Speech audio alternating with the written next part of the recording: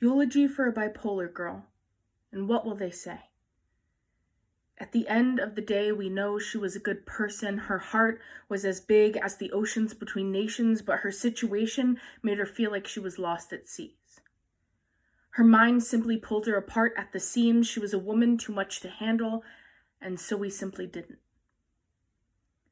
Eulogy for a Bipolar Girl, Part 1. She was a lot of fun when her moods were on the up, but when she was down, she could make the whole town shatter at once. We never knew which side of her we'd be seeing. Her soul was so freeing, but her company was a disorder we medicated ourselves against. Her smile was a line of gold on the wrist of heartbreak, but her pain rippled through us like an earthquake with no cause. She was a beautiful disaster who couldn't see she had worth, so neither could we because her mind was contagious.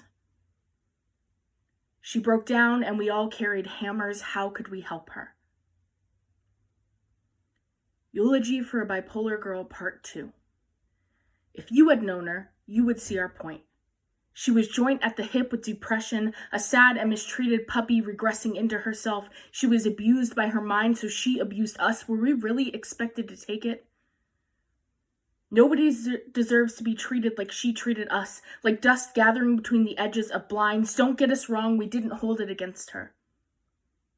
Except when we wrote her off and sent her off, then let her go off the deep end. This can't be our fault.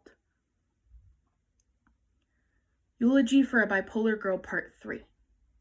She was absolute love.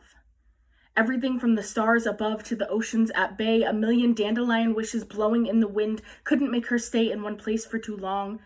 She had a nomadic soul and the compassion of a mother, but her other side was more of a Casey Anthony than a Carol Brady. We've done everything in our power to assure you she was great. Even if hate fills our words like a half-empty cup, we can't help it how we feel. That's just the deal we got when we signed on to love her.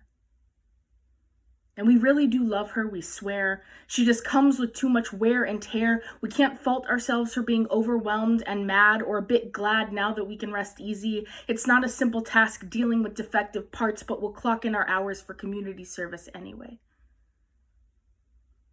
In conclusion, we'd like to point out the delusion she told herself. That we don't love her, that we don't care, that life simply isn't fair, but only to her.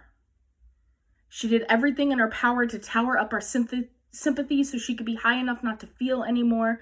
We can't speak ill of the dead, so we'll keep this short. When she was alive, she was the sort of person you have to take in doses. We never wanted her around too much because such sadness can drive a person insane. Her brain fought back with every weapon in the arsenal, and we simply could not save her. She was beautiful and kind and everything else you want to hear, but in her 20 years of life, she was the most selfish and shattered person we have ever known, but we will keep that to ourselves. It's impolite to say those things now that she's gone. There's peace, knowing maybe she's where she belongs, an angel among flames with clipped wings. These things of pain will no longer taunt her. We want her to rest in peace, at least until she breaks the heart of God.